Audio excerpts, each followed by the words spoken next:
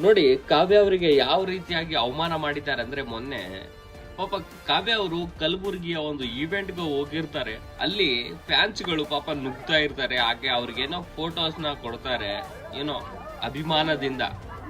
So ಅಲ್ಲಿ ಆ ಒಂದು ಈವೆಂಟ್ ನಡೆಸೋರು ಏನ್ ಮಾಡ್ತಾರೆ ಗೊತ್ತಾ, ಸಡನ್ ಆಗಿ ಬಂದು ಕಾವ್ಯ ಅವ್ರ ಕೈಯಿಂದ ಮೈಕ್ ಇಟ್ಕೊಂಡು ಅಲ್ಲಿ ಯಾರನ್ನೋ ಅವ್ರ ಮುಂದೆನೆ ತಳ್ಳು ಬಿಡ್ತಾರೆ ಗುರು. ಅಲ್ಲೇ ಚೀರಾಡ್ತಾರೆ.